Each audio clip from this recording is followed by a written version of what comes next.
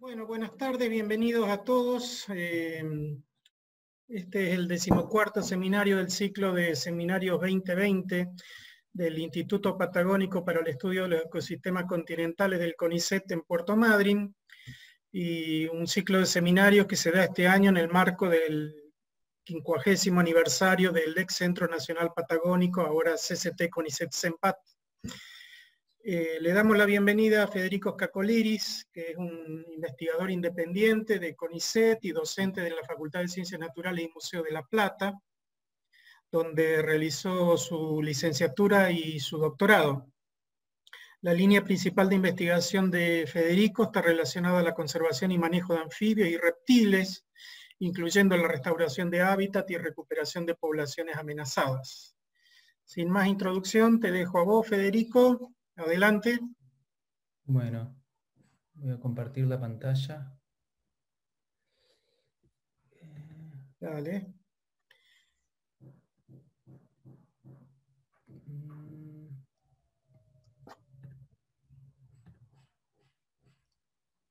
Bueno, ahí están viendo, ¿no? Sí. Sí. Perfecto. Bien. Bueno, ante todo, gracias Luciano, por supuesto, por invitarme al ciclo este de charlas para compartir, bueno, un poco parte del trabajo que estamos llevando adelante ahí en la meseta Samucurá, que tiene como protagonistas estas dos especies, a la ranita albacheta y a la mojarra desnuda,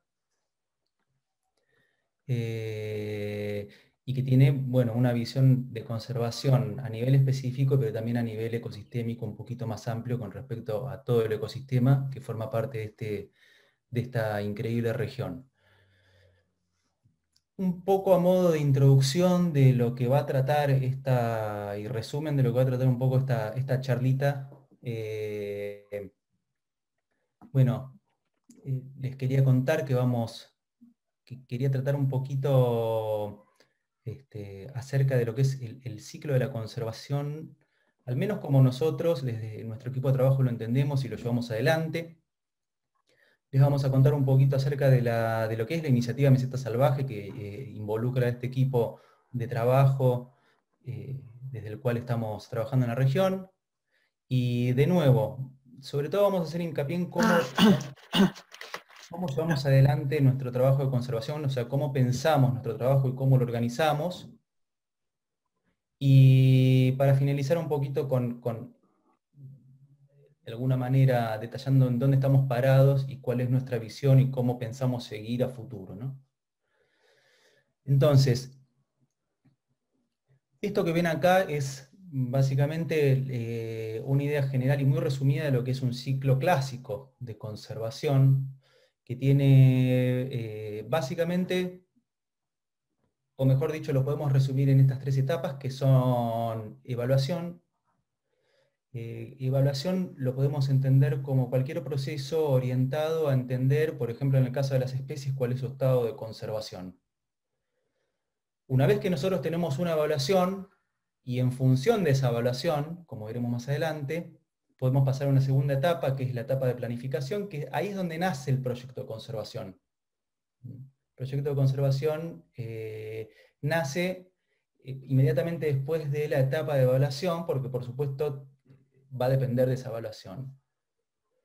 Y una vez que tenemos esa planificación, ese plan estratégico, pasamos a la etapa de lo que sería la acción. Y este es un ciclo que es circular, por supuesto, como se ve en el diagrama, porque luego de esa acción hay una nueva evaluación, y bueno, en función de eso una nueva planificación, y así. ¿Por qué les decía que el proyecto de conservación nace posterior a la etapa de evaluación, de assessment? Ahí lo que vemos son el clásico diagrama de categorías de conservación de la IUCN, porque es lo más globalizado con respecto a evaluación de estado de conservación. Por supuesto hay un montón de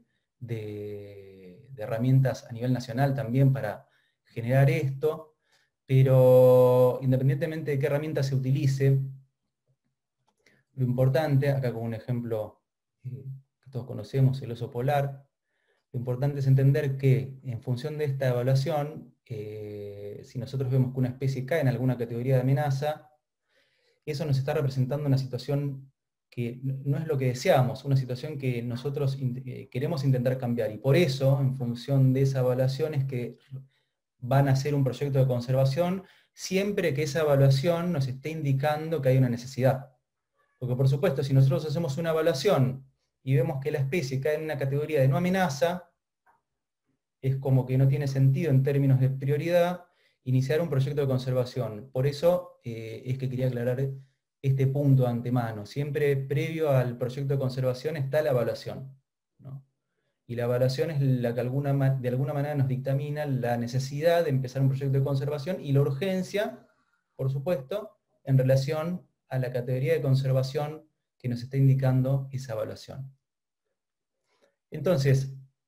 una vez que tenemos una evaluación y esa evaluación nos está indicando que tenemos que pasar a una etapa de planificación y acción, es ahí donde nace el proyecto de conservación. Y una forma más, digamos, detallado o profunda de entender lo que sería ese proceso de planificación y acción es con este ejemplo que es el círculo de la conservación, que digamos que es una manera de expresar esos dos elementos, planificación y acción, de otra manera, simplemente que me parece que es un poco más realista en cuanto a que representa mejor lo que son los proyectos de conservación en sí, ¿no? En este ejemplo, en esta rueda, nosotros lo que vemos es un eje central del círculo que involucra justamente la planificación en sí. Y las aspas, o sea, las paletas que mueven esa rueda, incluyen, bueno, un montón de aspectos interrelacionados y que de alguna manera están conectados, pero que se asocian sobre todo con ese eje central de planificación, en el cual tenemos, por ejemplo, gestión de conflictos, evaluación, todo lo que es la parte de inteligencia, que es obtención de información, que ahí por supuesto interviene la ciencia, la biología, la conservación, entre otras fuentes de información que también son igualmente importantes que la parte científica. Y lo interesante de este ejemplo de lo que es la rueda de la conservación, o lo que para mí tiene de piola, es que nos permite pasar a la idea de la metáfora del barco de la conservación, ¿no? En el cual esta rueda de la conservación es de alguna manera lo que mueve ese barco. El casco del barco es la organización o el grupo humano que está movilizando ese proyecto de conservación, y la idea del barco lo que tiene bueno es que de alguna manera nos representa esa metáfora de que todo proyecto de conservación tiene que tener un sentido y un camino, y a lo que tiene que apuntar es a sumar tripulantes y pasajeros a ese barco como para lograr el objetivo de conservación que se busca, ¿no?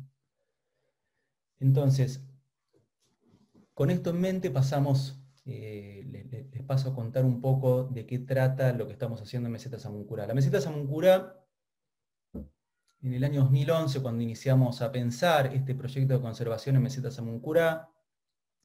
la Meseta Samuncurá seguramente todos la ubican. Para el que no, ahí pueden ver en el mapa de la izquierda todo ese gran sector amarillo ubicado en la parte norte de Patagonia, que de alguna manera ocupa dos provincias, Río Negro y Chubut. Eso es la Meseta Samuncurá. Cuando nosotros empezamos a trabajar en el sector rionegrino, que lo pueden ver ahí en la imagen, en el mapa ese de la derecha. Ese sector, en la parte de Río Negro, de la Meseta Samuncurá, gran parte de eso está declarado reserva provincial, o sea que tiene ya de por sí una categoría de conservación, porque por supuesto es una zona muy, muy relevante en términos de endemismos y de biodiversidad, con una situación muy compleja, porque no sé si llegan a ver en detalle que en realidad no es un área, esta área de conservación no la podemos entender como un área estricta de conservación, porque todo lo que ven ahí adentro son propiedades, muchas de las cuales no son fiscales, son privadas, y que por supuesto tienen un manejo que depende del propietario de la tierra, que en muchas ocasiones, o en la mayoría diría, no se condice con los objetivos de conservación de la reserva provincial. Entonces, ahí ya estamos viendo una primera complejidad. Como les decía, esta área es relevante desde muchos sentidos y por eso fue declarada como prioritaria a nivel mundial por la Alianza para la Extinción Cero, y luego fue nombrada como área de importancia para la conservación de las aves. Si ven en el mapa de la izquierda de nuevo, ven ese punto rojo ahí que está titileando, en ese sector ocurre uno de los principales cursos de agua de la región, que es, lo pueden ver en el mapa de la derecha, que es el arroyo Balcheto, un curso de agua de más o menos 80 kilómetros de largo, está en uno de los bordes de la meseta, que tiene una particularidad, y es que las cabeceras, que aparecen ahí en recuadro,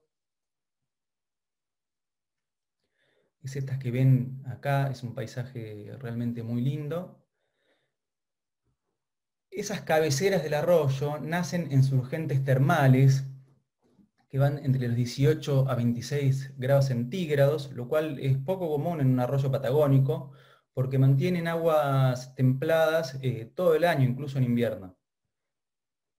Tenemos ese arroyo que está conformado por lo que se conoce localmente como rama fría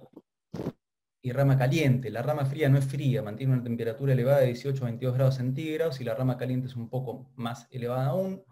Y esta situación ha dado, de alguna manera, permitido la evolución de un montón de especies que se adaptaron a vivir en estas aguas cálidas, entre ellas,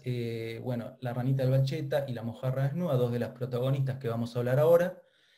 pero también algunos invertebrados, como por ejemplo estos dos Potamolitus, dos caracoles de agua dulce, endémicos exclusivos de ahí, que actualmente estamos categorizando en la IUCN y que probablemente caigan en categoría de conservación de críticamente amenazado, con lo cual, fíjense que esta área tan pequeña de 10 por 10 kilómetros, o 10 kilómetros cuadrados, contiene 4 endemismos, todos ellos categorizados con la categoría de conservación más alta a nivel internacional en la IUCN, que es de críticamente amenazados. Esta situación es la que nos movilizó en su momento desde la sección herpetología del Museo de la Plata a congregarnos, o sea, integrantes de la sección de herpetología del Museo de la Plata y otros protagonistas, a crear esta iniciativa de Meseta Salvaje, que tuvo como principal objetivo o como foco de conservación en un primer momento justamente estas especies endémicas, y que actualmente pasó a formar parte de una fundación que nosotros mismos creamos, que se llama Fundación Somoncurá, y que, bueno, y que de alguna manera sigue con el foco en estas especies, pero que además suma otros objetivos de conservación, como por ejemplo la creación de reservas naturales y, bueno, el desarrollo sustentable de la población local con vistas a promover un manejo integral del área. Pero bueno, empezamos entonces a conocer un poco más en detalle la situación de esta especie, la ranita albacheta, una especie categorizada, repito, como críticamente amenazada a nivel nacional e internacional. El nombre científico es Pleurodema somuncurense. Y cuando empezamos a trabajar en el área, de alguna manera, mucho de lo que sabemos de esta especie se lo debemos a la doctora Melina Velasco, que justamente hizo su doctorado, se doctoró estudiando esta especie, su ecología, su dinámica poblacional. Mucha de la información que vamos a ver ahora es gracias a ella. Y bueno, lo primero que quisimos hacer de alguna manera fue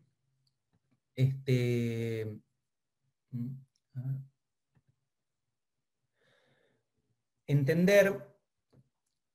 que era lo que, si bien ya había una evaluación de la especie, nos dispusimos a hacer una reevaluación para ver lo que estaba pasando en la actualidad, ¿no?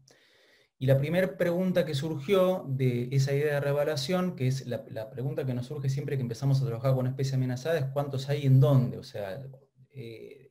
entender bien cuál es la distribución actual y la cantidad de individuos o de poblaciones que hay dando vuelta, como para tener una idea de qué situación real enfrenta la especie.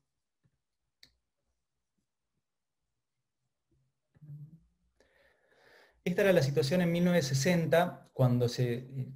un poquito más adelante en realidad es la descripción formal de la especie, pero bueno, más o menos en la década del 60 se empezó a conocer a esta especie. El reconocido herpetólogo Chey andaba por el área y la descubrió, y básicamente el material tipo con el cual se hizo la primera descripción proviene de esas dos manchitas amarillas que vemos ahí, en esas dos pequeñas poblaciones ubicadas en la rama oeste del arroyo Balcheta.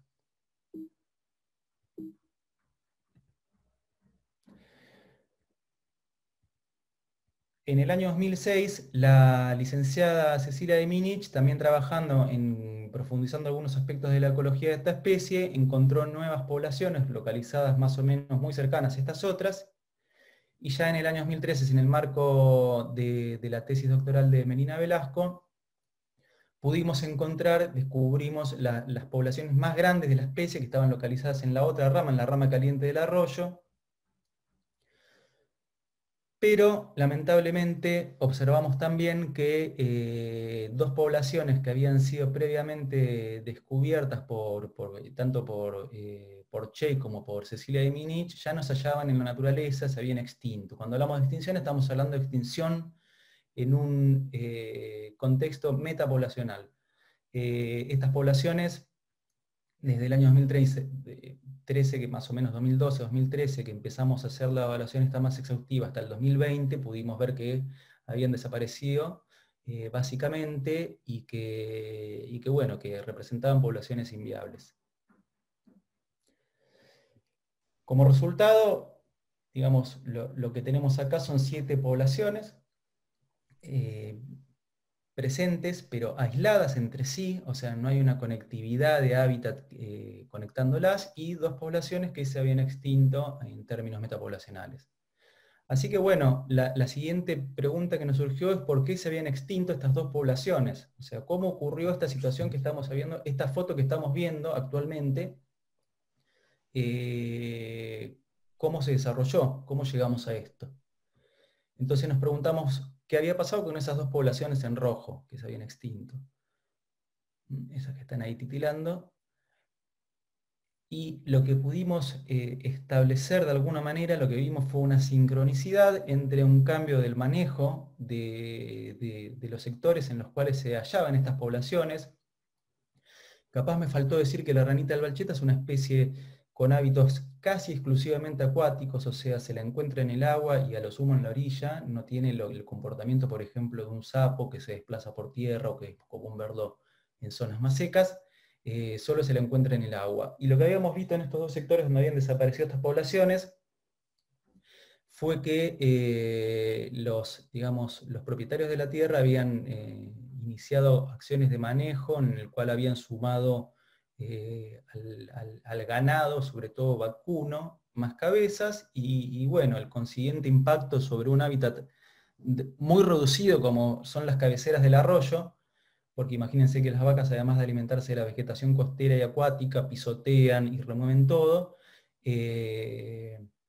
Probablemente ese cambio, ese disturbio, esa pérdida del hábitat, de acuerdo a los requerimientos que tiene la ranita, fue la causante, o por lo menos en sincronicidad pudimos observar y atribuirle esa causa a la desaparición de esas 2 poblaciones. Y la siguiente pregunta que nos surgió es por qué la distribución tan restringida y aislada de las poblaciones actuales o existentes hasta el momento. Y lo que pudimos ver es que justamente esa distribución de alguna manera tenía relación con la distribución de la trucha arcoíris, una especie invasora en el área, que después pudimos conformar que efectivamente tenía un efecto sobre la ocupación de las ranitas, ¿no? Acá lo que ven es un trabajo que publicamos en el cual vimos cómo de alguna manera los anfibios del arroyo Balcheta, incluida la ranita del Balcheta y el sapo común, que también está presente en el área, se ven afectados en cuanto a su ocupación por la trucha arcoíris. Ahí lo que ven en punteado rojo es, digamos, para un área de temperatura más o menos promedio del arroyo,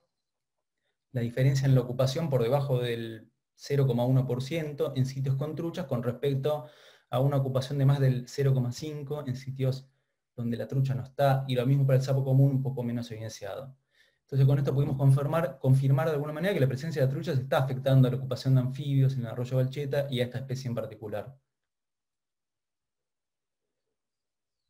Ahora bien, ¿cuál era la distribución de las ranitas previo a las truchas? Y esta pregunta, este interrogante, es casi imposible de responder, porque si recuerdan, cuando comenté cuando se había descubierto, empezado a describir esta ranita en el año, a partir de la década del 60, en el año 1969 se describe formalmente, y las truchas fueron introducidas en el arroyo casi 40, 50 años antes. Entonces no tenemos ni idea de lo que pasaba antes de que estuviera la trucha ahí, ¿no? Entonces es muy difícil saber hoy día. Imagínense que en el 69 se describe la especie, pero en realidad los estudios de ecología empiezan casi 30 años más tarde, 40 años más tarde, o sea que pasaron casi 80 años desde que se introdujeron las truchas hasta que nosotros empezamos a tener una idea de lo que estaba pasando en el arroyo y cuál era la situación de las ranas. Así que es muy difícil responder esta pregunta y es lo que ocurre con muchas especies amenazadas. O sea, hay mucha incertidumbre con respecto a lo que pasaba anteriormente como para poder armar una película completa. Pero lo más probable es que nosotros,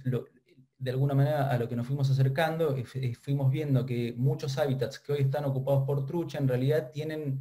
cumplen con los requerimientos necesarios para el desarrollo del ciclo vital de las ranas. O sea que las ranas probablemente podrían estar ahí o probablemente estuvieron ahí cuando la trucha no estaba. Y si prestan atención a esta distribución disyunta, fíjense que donde termina la distribución de las truchas empieza de las ranas y viceversa. Entonces la pregunta era ¿por qué se daba esta situación? ¿Por qué las truchas no habían colonizado todavía los últimos relictos de hábitat para las ranas? Y cuando empezamos a mirar más en detalle, lo que vimos es que existen barreras, que en el caso de la rama fría son barreras físicas, saltos de agua naturales, que de alguna manera están impidiendo a las truchas acceder a estos últimos relictos, refugios para las ranas, mientras que en el caso de la rama caliente, no tenemos barreras físicas, pero tenemos una barrera térmica, porque la mayor temperatura de ese sector del arroyo de alguna manera le estaba impidiendo a la trucha en algún momento llegar ahí, porque las truchas prefieren aguas más frías, ¿no? Y si ven ahí, en el término barreras lo pongo entre comillas porque, perdón, estaría entre comillas porque, digamos, esa barrera térmica que en algún momento fue un poco más efectiva, hoy está perdiendo efectividad. Hace algunos años, investigadores de Bariloche, la doctora Crichino y el doctor Cusack, están estudiando las truchas de acá del Balcheta, del arroyo Balcheta de las Cabeceras, y lo que están viendo es que se están de alguna manera adaptando, aclimatando a las temperaturas más altas de este arroyo. O sea, se están convirtiendo en super truchas.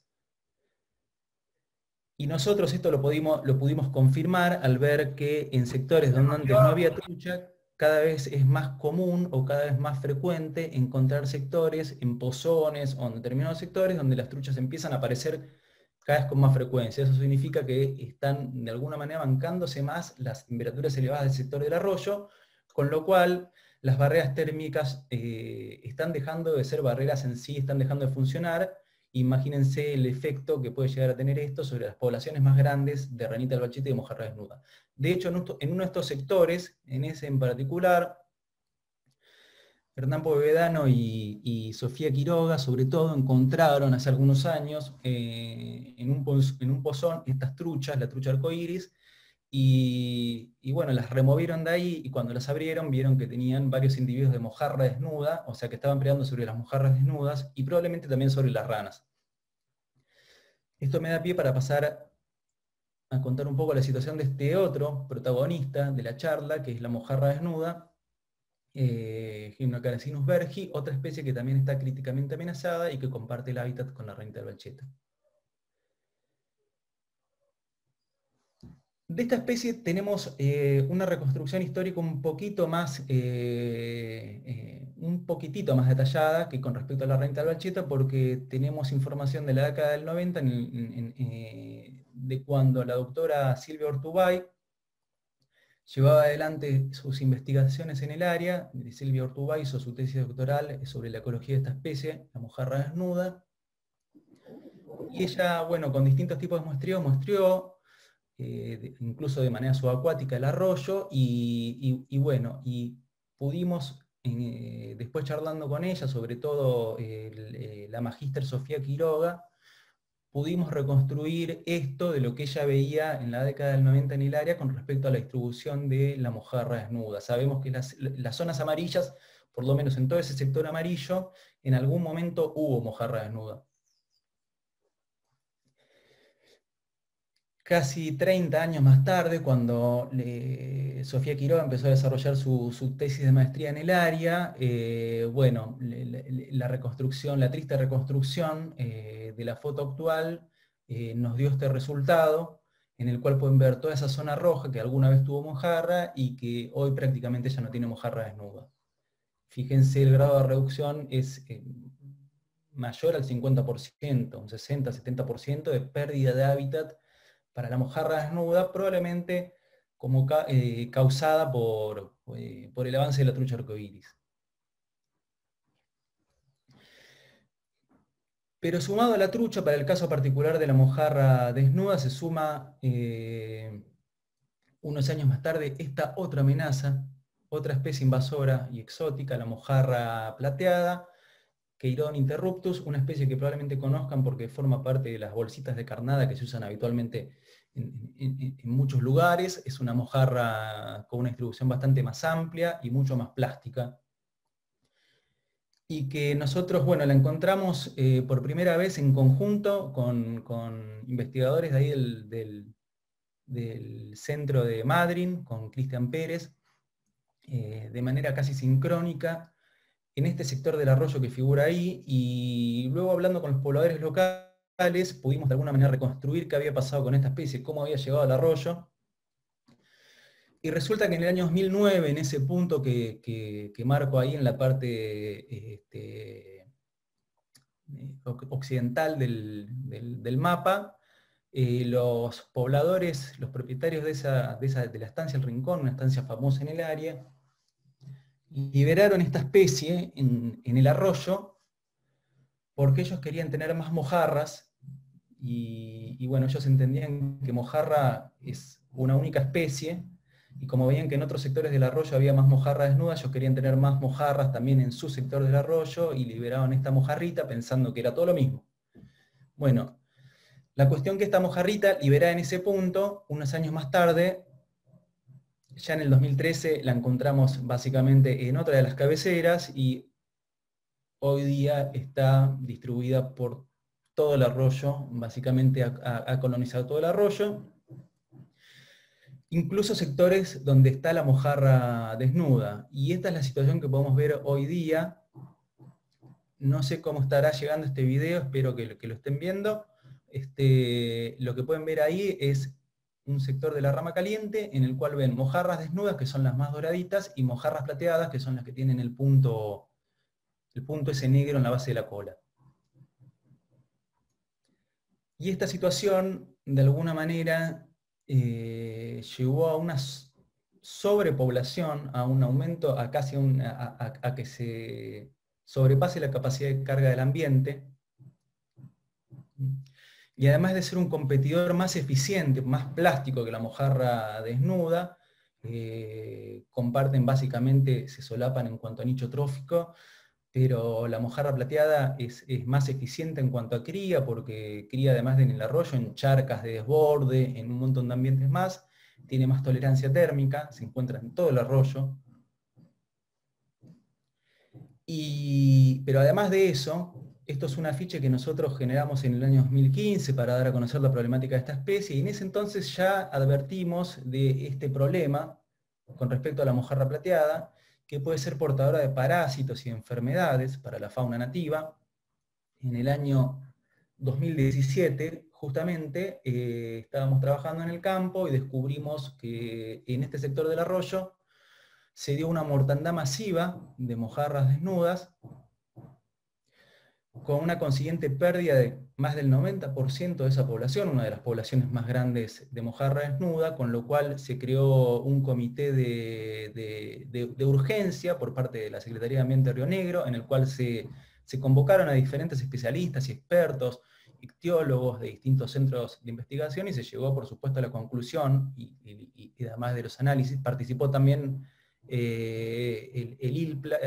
Centro de Estudios Parasitológicos de La Plata, el CEPAVE, y bueno, las conclusiones de una serie de talleres que se realizaron ahí fue que, por supuesto, la responsable de esto había sido esta especie invasora, la mojarra plateada. Así que bueno, como conclusiones tristes de esta reevaluación, lo que pudimos, a lo que pudimos llegar fue a ver la situación de lo que estaba pasando en el arroyo Balcheta, con subpoblaciones pequeñas y aisladas y declinando, algunas subpoblaciones distintas, tanto de ranita del Balcheta como de mojarra desnuda, las nativas restringidas a unos pocos relictos de hábitat. Las truchas acorralaron estas especies a unos pocos relictos de hábitat, donde las truchas todavía no pueden acceder. En esos sitios donde las truchas aún no pueden acceder es donde todavía subsisten las poblaciones de rana y de mojarra. Pero aún en esos sectores, las especies endémicas están siendo de alguna manera enfrentando otras amenazas, como por ejemplo las vacas que destruyen el hábitat y estas otras mojarras invasoras. Y bueno, esto que les contaba, de que probablemente como llegamos tarde, porque no sabemos qué pasaba antes de que se introdujeron las truchas en el arroyo, la situación, el cambio de la situación de lo que era antes con respecto a lo que es ahora, probablemente sea aún peor, ¿no? Y además de esto, tenemos estas truchas que están evolucionando a supertrucha y cada vez resistiendo a temperaturas más elevadas, y tenemos las mojarras plateadas que están medrando de manera mucho más eficiente que la mojarra desnuda. Con todo esto, por supuesto, quedaba claro que una situación totalmente de urgencia era necesario y prioritario empezar a planificar y establecer un proyecto de conservación para enfrentar esta situación. Y como parte de esa planificación, empezamos a desarrollar talleres en los cuales dimos participación a los diferentes actores locales, así como autoridades ambientales, como especialistas en el tema,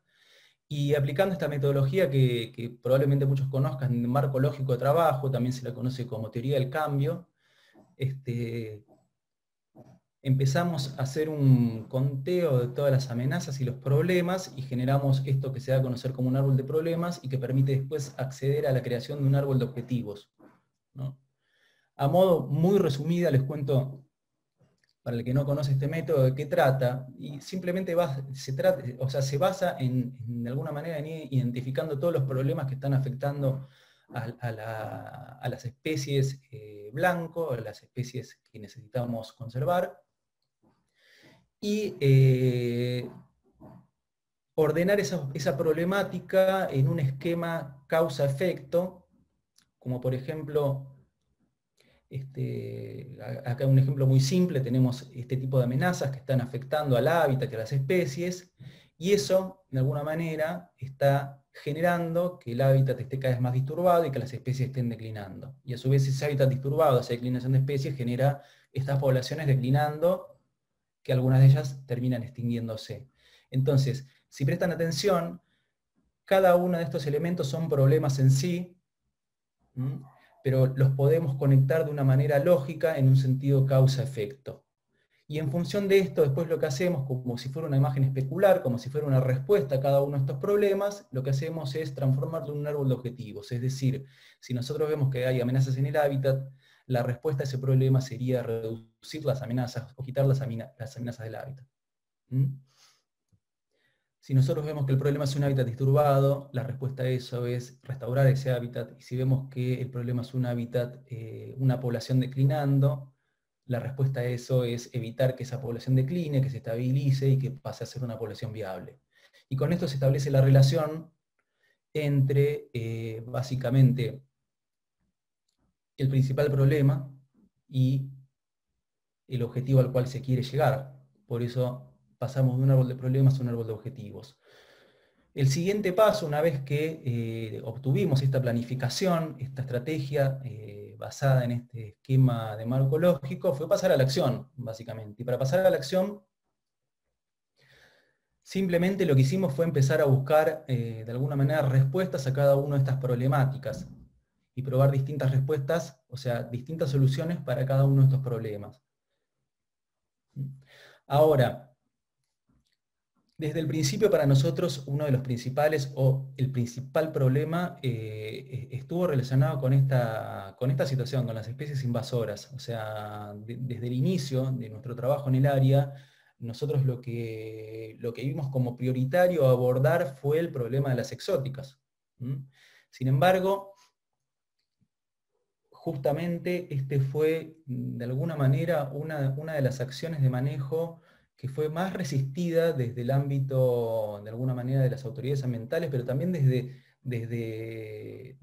el ámbito académico. Muchos colegas se opusieron a la idea esta de empezar a generar acciones concretas sobre el problema de las especies invasoras, que básicamente la solución a eso era empezar a remover las especies invasoras del arroyo Balcheta. Tardamos muchos años hasta que logramos empezar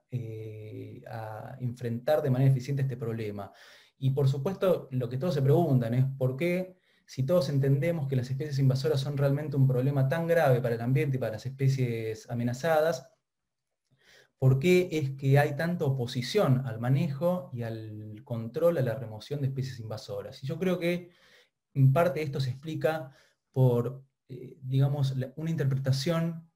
o por la interpretación de lo que es el principio precautorio en ciencias ambientales. El principio precautorio, que básicamente está explicitado en una ley, en la ley 25675 de la Ley General del Ambiente, que de alguna manera esta ley lo que dispone es: cuando haya peligro de daño grave e irreversible, la ausencia de información o certeza científica no deberá utilizarse como razón para postergar la adopción de medidas eficaces en función de los costos para impedir la degradación del medio ambiente. ¿Esto qué significa? Significa que ante una amenaza,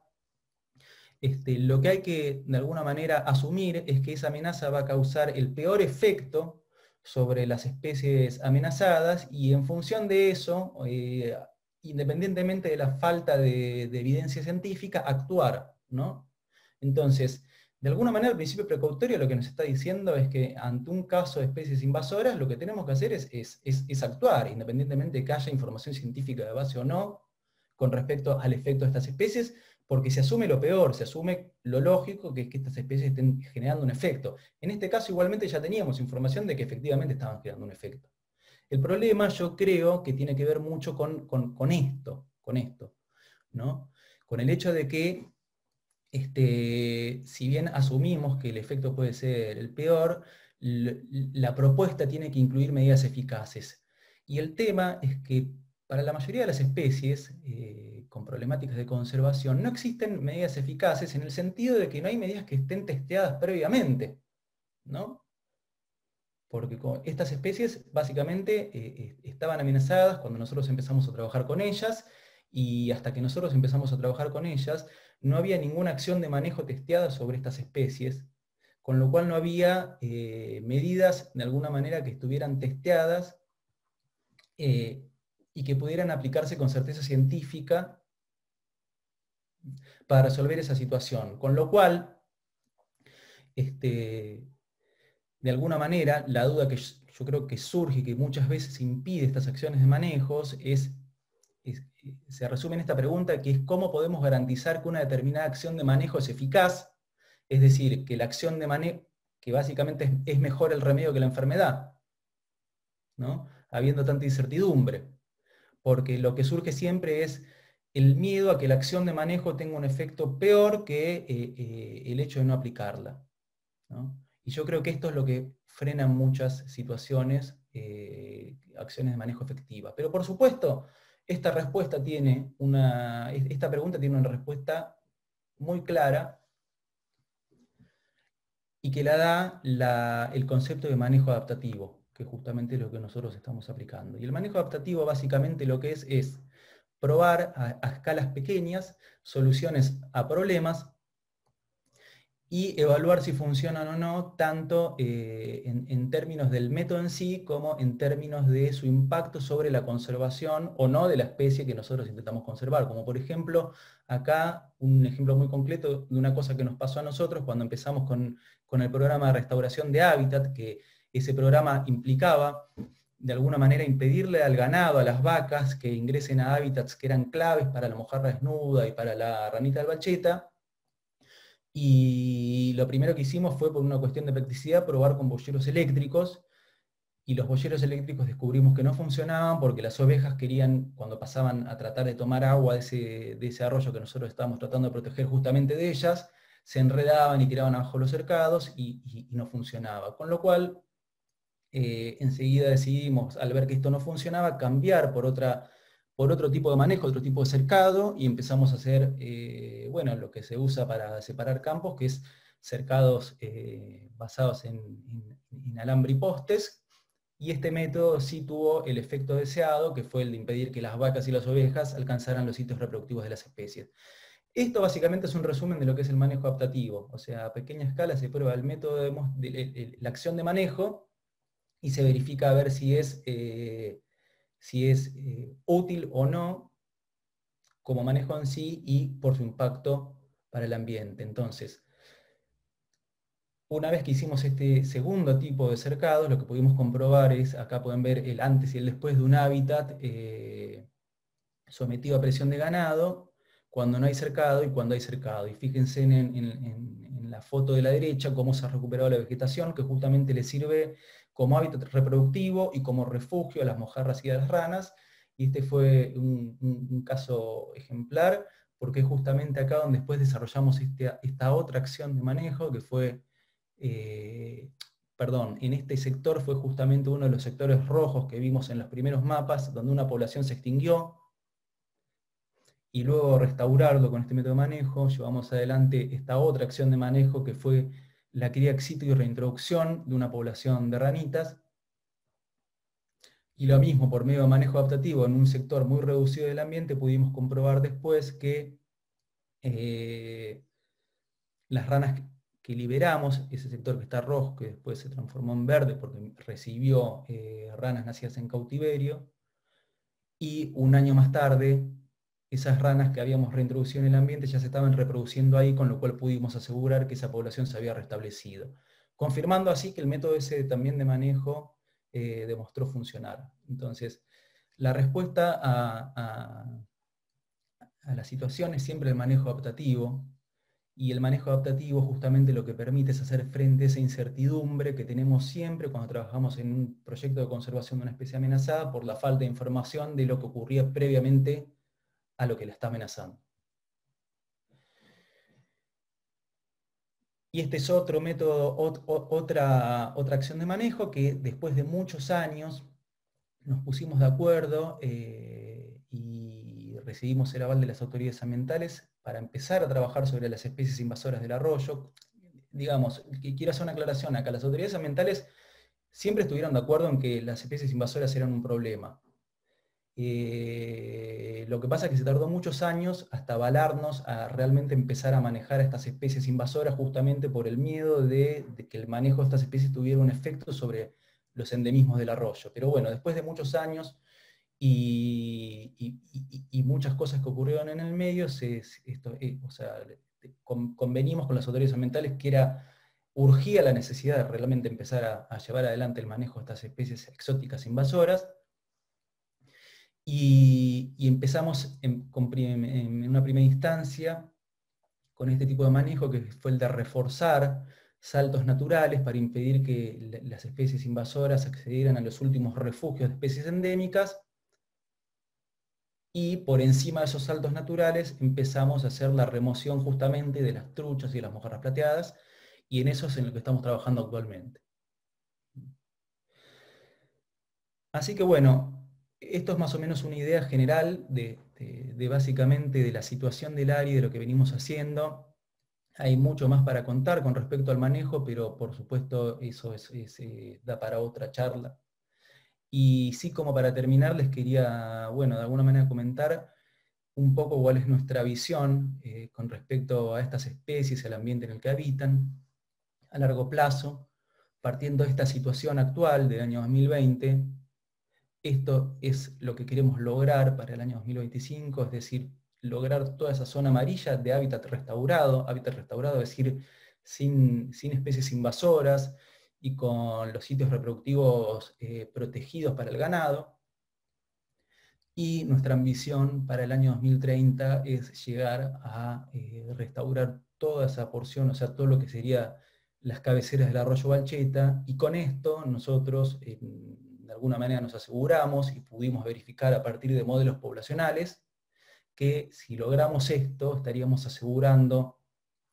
la viabilidad a largo plazo de la ranita del Balcheta y de la mojarra desnuda, así como de todos los endemismos y especies nativas que viven actualmente en las cabeceras del arroyo Balcheta. Pero por supuesto, para lograr esto además tenemos que sumar a los pobladores locales y proteger efectivamente el hábitat, no solo restaurar el arroyo. Así que bueno, por supuesto quiero, todo esto que hacemos y que vieron acá a modo muy resumido es un trabajo enorme que involucra un montón de instituciones que apoyan este trabajo y de personas que participan. Yo nombré a la sección de herpetología del Museo de la Plata, pero bueno, también por supuesto toda la parte de investigación la llevamos adelante desde el soporte y el apoyo que nos da el CONICET. Muchos somos investigadores y becarios del CONICET. Los integrantes también de lo que hoy conformamos la Fundación Samuncurá y bueno, y distintas ONGs que apoyan en todo esto. Y desde el ámbito institucional, gubernamental, por supuesto, la Secretaría de Ambiente de Río Negro, que con sus guardas ambientales y sus técnicos apoyan y de alguna manera nos ayudan, de hecho, con la logística y con todas las acciones de manejo que llevamos adelante para promover la conservación de estas especies. Así que bueno, muchas gracias.